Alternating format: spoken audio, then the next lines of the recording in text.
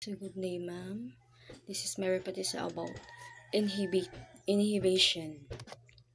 The binding of and can stop a substrate of entering enzyme action site and hinder the enzyme from catalyzing its reaction. Contrasts reversible inhibitors bind covalently, and different types of inhibition produce depending on whether these inhibitors bind to the enzyme substrate, like complex, or both many drug molecules.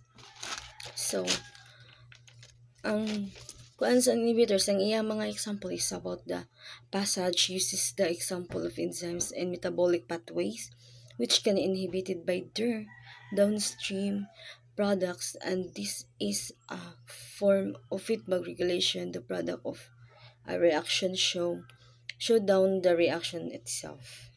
So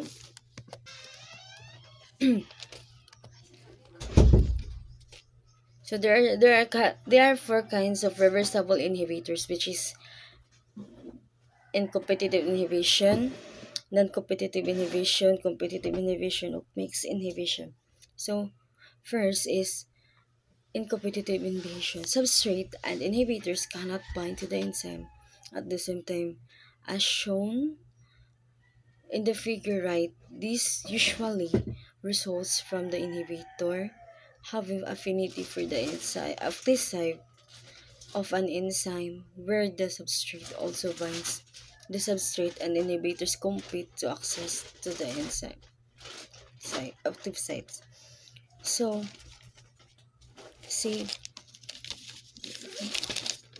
the competitive inhibition, there's occur a molecule, the inhibition that resembles the enzyme substrate competes for binding to the enzyme active site because the inhibitors the substrate are vying for the same spot.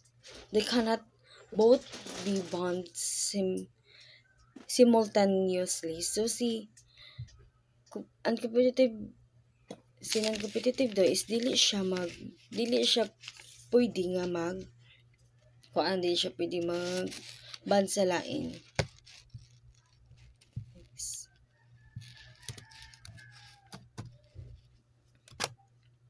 Competitive.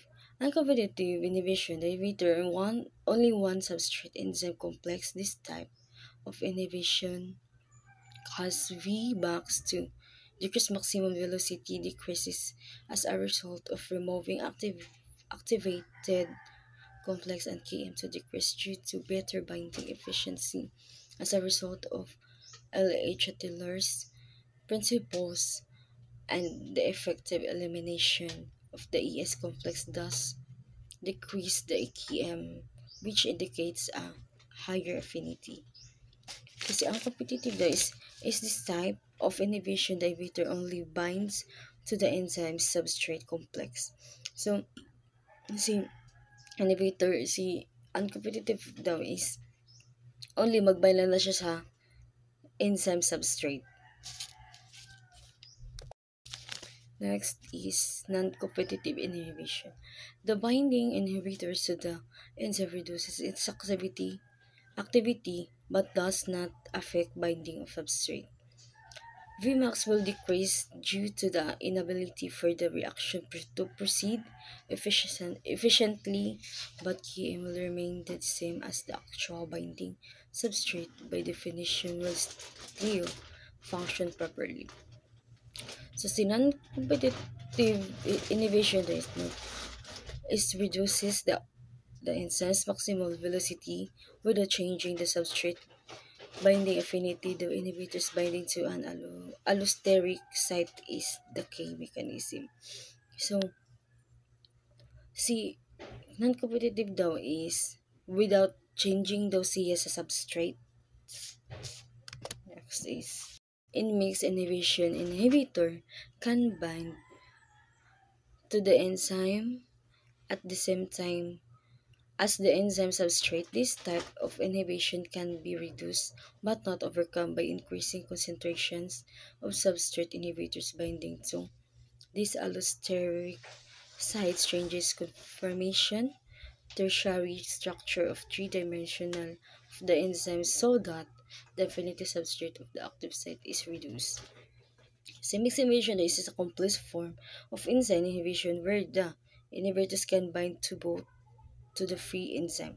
So see, mixed inhibition is kung asa siya dito mabind siya both sa free enzyme o sa enzyme substrate. Okay. Conflict result in a decrease in Vmax and a change Km can increase and decrease lines in the Lineweaver Borg plot at the diagnostic tool for identifying mixed inhibition. Next is quantitative description of reversible inhibitors. Reversible inhibition can be described quantitatively in terms of the inhibitors binding to the enzyme substrate complex, its effects on kinetic constants of the enzyme. In the classic Michaelis-Menten scheme below of an enzyme binds to its substrate to form enzyme substrate complex ES, inhibitors can bind to the either or ES with the dissociation constant KR or KI respectively.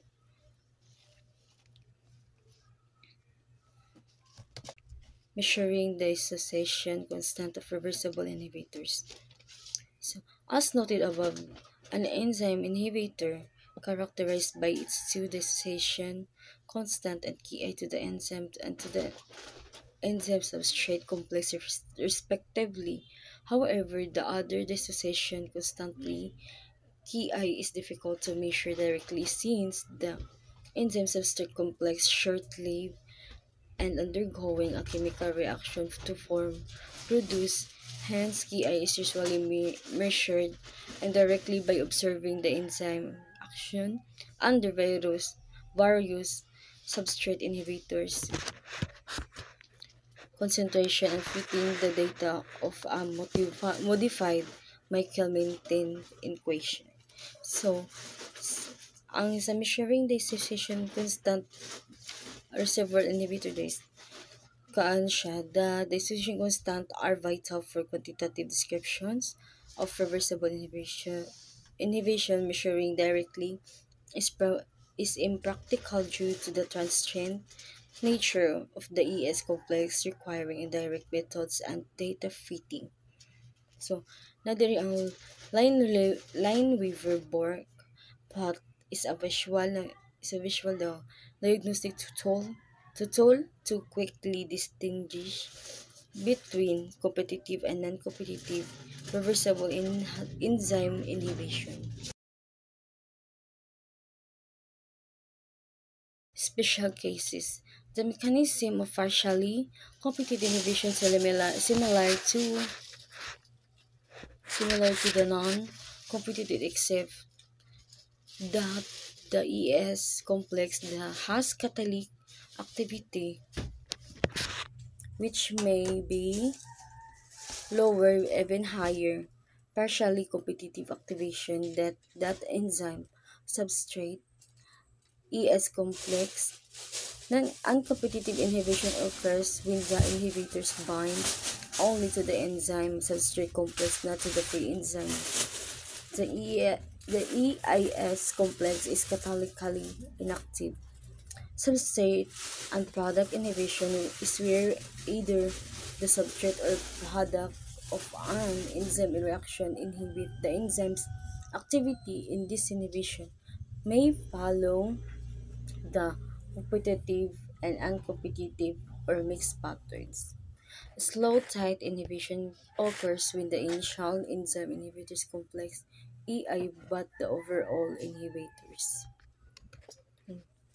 Example of reversible inhibitors as enzymes are involved to bind their substrate tightly and most reversible inhibitors in bind inactive site of enzymes, it is unsurprising that some of these inhibitors are strikingly similar in structure to the substrate of their targets.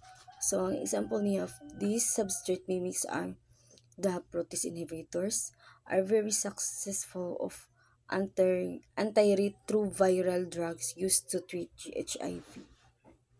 So, ensures that inhibitor exploits the transition state establishing effect of the enzyme catalyzed reaction. An example of such transition state inhibitor is the antiviral drug oseltamivir. This drug mimics are the planar nature of the ring oxynium ion in the reaction of the viral enzyme neuraminidase.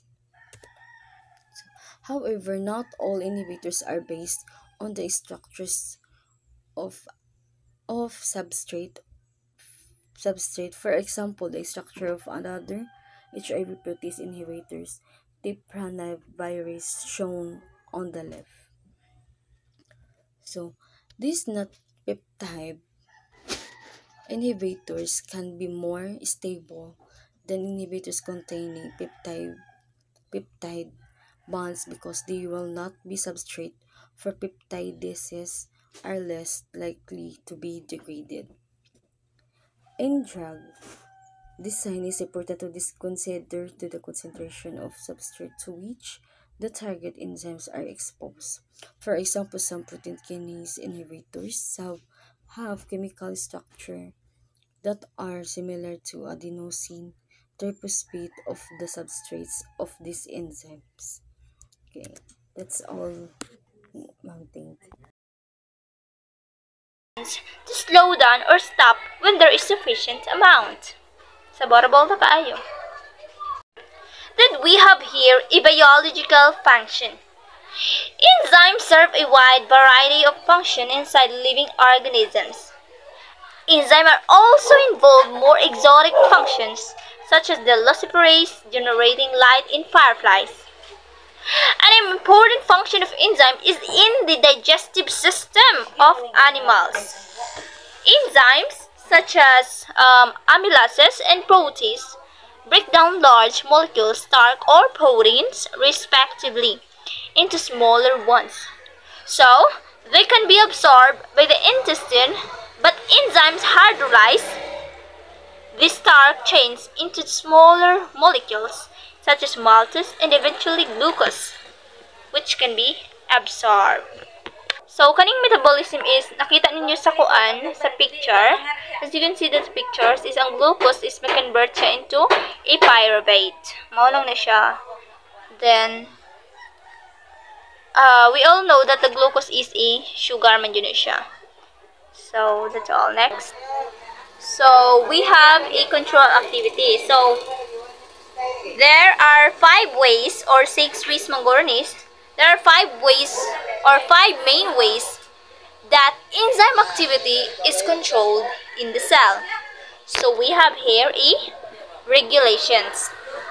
So enzymes can be either activated or inhibited by other molecules. For example, the end products of a metabolic pathway are often inhibitors for one of the first enzymes of the pathway. Usually, the first irreversible step called committed step, thus regulating the amount of end product made by the pathways. So next, we have a post-translational modification. The examples of post-translational modification include phosphorylation, myristoylation, and glycosylation. For example, in the response to insulin, the phosphorylation of multiple enzymes, including glycogen synthase, helps control the synthesis or degradation of glycogen and allows the cell to respond to changes in blood sugar. Next, we have a quantity. Enzyme production or transcription and translation of enzyme genes can be enhanced or diminished by a cell in response to changes in the cell's environment. This form of gene regulation is called enzyme induction. For example, bacteria may become resistant to antibiotics such as penicillin because enzymes called beta-lactamases are induced that hydrolyze the crucial beta-lactam ring within the penicillin molecule. So that's all the examples of a quantity. Example of quantity. So next we have a subcellular distribution. Enzyme can be compartmentalized with different metabolic pathways occurring in difficult cellular compartments. So ang example ani is fatty acids are synthesized by one set of enzyme in the cytosol, in the plasmic reticulum and Golgi, and used by a different set of enzyme as a source of energy in the mitochondrion through beta oxidation. Another one is we have a organ specialization in we have the organ specialization. So example is hexokinase, the first enzyme in the glycolysis pathway, is a specialized form called a glucokinase expressed in the liver and the pancreas that has a lower affinity for glucose yet is more sensitive to glucose concentration. So, ang enzyme is involved na siya og sensing blood sugar and regulating insulin production. So next we have the involvement in disease. The malfunction of just one type of enzyme out of the thousands of times present in the human body can be fatal. So this is the industrial applications. Enzymes are used in the chemical industry and other industrial applications when extremely specific catalysts are required. Enzymes in general are limited in number of reactions they have evolved to catalyze, and also by their lack of stability in organic solvents and at high temperatures.